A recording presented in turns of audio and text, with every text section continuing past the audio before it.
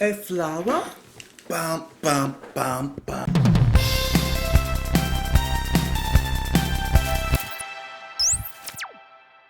What's up, guys? Welcome back to the channel. My name is Justin, and today I'm happy to announce we are listening to Genesis with their song, The Musical Box, of course off of their album Nursery Crime, their third album, which was released in 1971. And so many of you had asked, so many of you had wondered, and I'm happy to report that yes, Nursery Crime will be my next Genesis album listen. So here we are at Nursery Crime. What songs are you guys looking forward to? Which ones do you think I'll like? Which ones do you think I'll hate?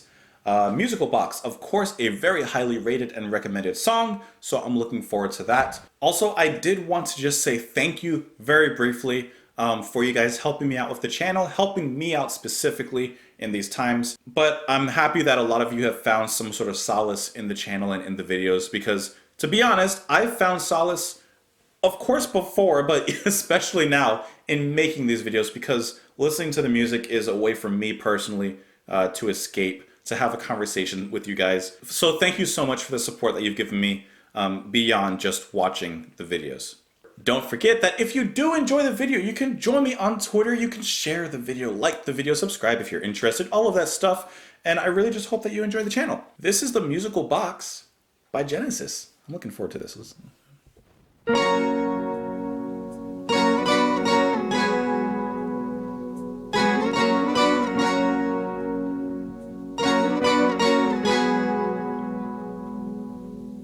Play me old King Cole, that I may join with you. All your hearts now seem so far from me.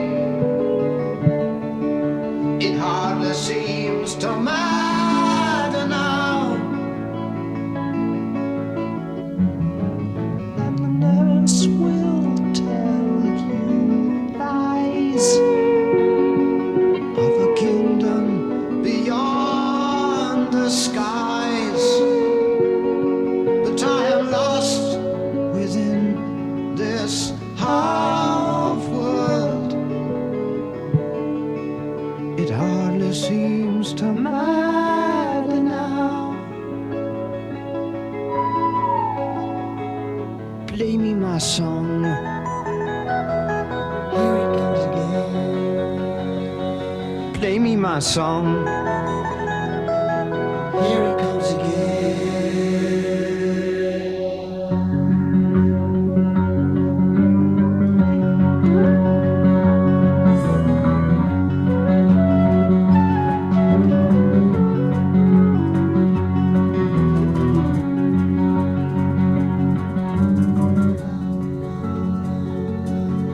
Just a little bit, just a little bit more time, time left to live out my life.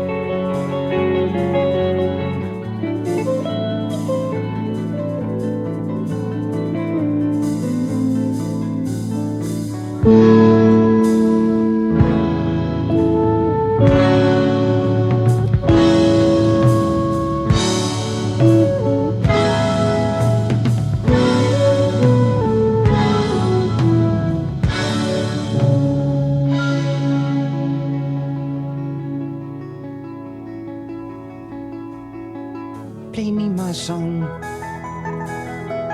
Here it comes song. Here it goes again.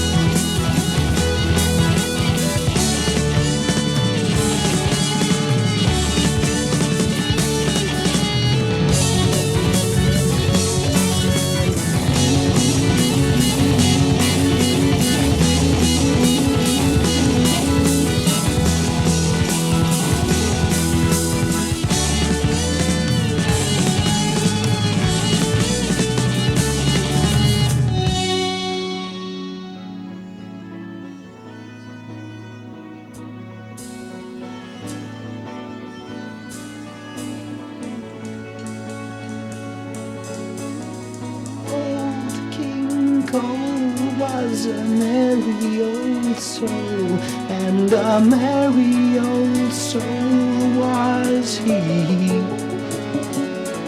So he called for his pipe, and he called for his bowl, and he called for his fiddlers three.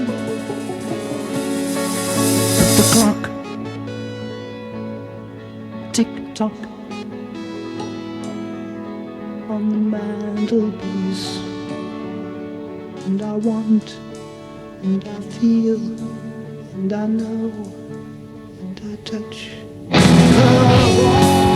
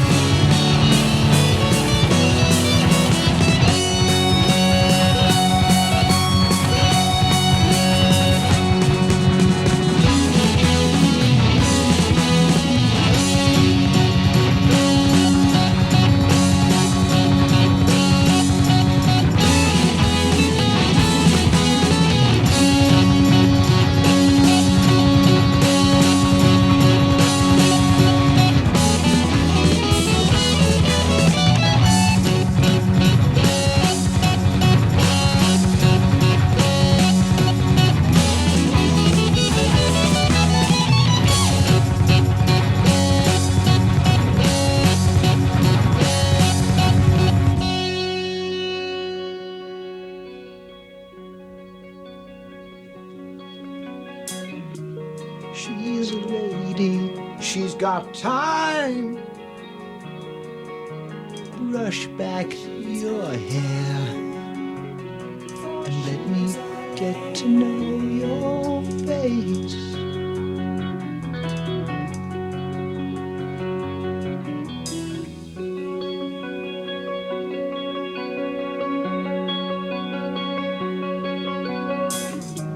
She's a lady, she is mine.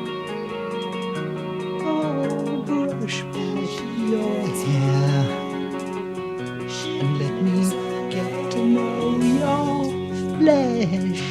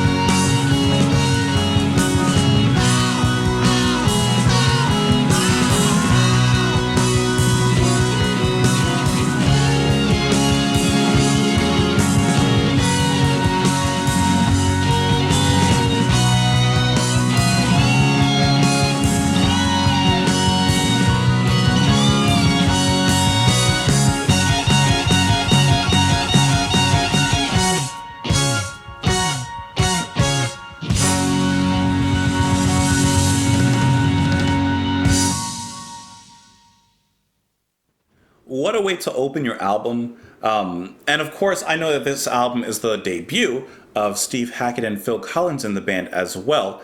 And first off, they both come through in a fiery blaze. Of course, no disrespect to the other members, but I'm just solely focusing on them for now. They both are amped up. They are part of the band, and they show it. Man, do they make an entrance. This song has so many twists and turns, so many excursions to other parts of the soundscape that they're building, and yet at the same time they retain a certain flow throughout all the sections. And that's one thing I do like about Genesis. I do like about the musical box. It has those light, tender moments. I love those. I love the way that Peter sings up close to the mic. I guess I should actually up close to the mic, and the way he sings is just so intimate and personal, which actually adds a slightly creepy factor to the song. And then when it stampedes into these heavier moments for Genesis is interesting when they're heavy because they bring their heaviness in a different way. From Phil Collins on the drums, I love the gallop. Listen to the galloping drums. Pause it. That's probably way too loud for you to hear me, but it's all just bubbling up. But let me back it up. Let me back it up to the beginning. Backing it up to quieter moments of the song. Such a quiet, idyllic, and pastoral opening to the album. And of course, when Gabriel comes in with his singing, adding to it. Natural texture to his voice. He doesn't sound like a singer who is overly polished, but also sounds unsophisticated, unrefined, yet it still sounds good. And I especially like that when he's going, now, now, now, and crying out near the ending of the song. Now, now, that's cool. It brings a lot of character into the song. Nice harmonies between Peter and Phil there. Now, before I went into doing this song, I listened a little bit to some of the interviews that they did with the band on making this album, just because I knew that I was going to do this album, so I wanted to have a little bit of background knowledge onto their mind and where they kind of were in moving forward with this album. And one thing, if I remember correctly, that they had mentioned about Phil and Peter is that they especially like to go off and just practice singing together, or they just like to go off and harmonize together. And I like how you can immediately hear that relationship already in the musical box. The way that they harmonize, they are very natural together. And from this point forward, they've always sounded good together. The strings add such a depth to the overall sound as they weave in between and in and out of each other. Peter Gabriel comes in with the flutes as well. And it just sets up a very nice scene. Very different from where they eventually go. But even in this section, you can kind of hear the riffing in the back where it will lead into. It is building up. There's a bit of pace in the back that's picking up just a little bit, while still retaining a lot of the beauty of those strings. It actually reminds me a lot of Supper's Ready and the section after the first part where they're singing about them in the room and the men outside and everything. The instrumental section right after that, I think it's Lover's Leap, it's what it's called. I know the song, I can hear it, I just don't remember all the names of each part. But I believe it's in Lover's Leap, where all the strings and the keys are coming in, and it just creates this beautiful melody, this beautiful scene. And that's actually kind of what I hear right here with the musical box. Maybe a precursor instrumentally into what they would go into. And it's really just a nice, quiet, powerful moment, the way that they build up the song, and the music builds up very naturally. Play me my song, dun dun dun dun dun dun dun. I like that back and forth. It reminds me a little bit of that section I like in The Moonlit Night. And then the voices echo out, and we get a nice intro riff into the next section, which recalls the riffing that was going on before. Organ. Drums. It's coming. Picking up steam before this locomotive gets going.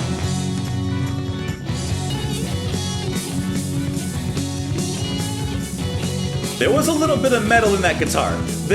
I don't want to hear otherwise. There was a tiny bit of metal in that guitar, just a little Sabbath in there. I love the way that the bass raises in the back. It has such a warm sound to it. Boom, boom, boom. Building pressure as the guitar builds pressure. The drums crashing in. It's really good. It's just really good. Just giving you a little taste. You can hear the guitar still whining in the back there. The drums are still keeping up, keeping pace. Phil on the hi-hat there. Oh, and can I say that I really love the way that they pull back the music right here? Listen. Builds up, pulls it right back. That's cool. Tick-tock Back and forth guitar, Peter. on the mantelpiece. That's good. Oh, I know this is a song that Steve loves playing. I know it is. It has to be. I know it is. This is him letting loose.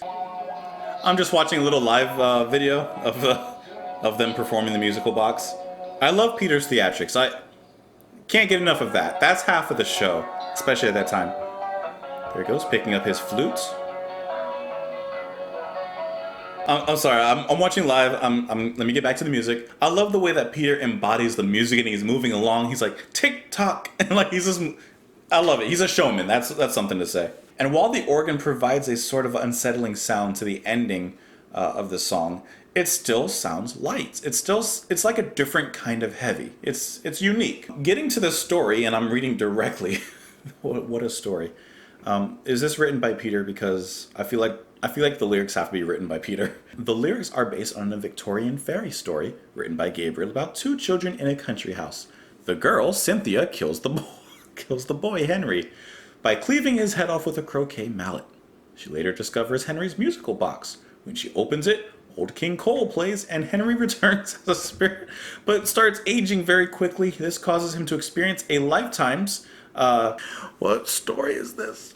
This causes him to experience a lifetime's desire in a few moments as he tries to persuade Cynthia to be with him.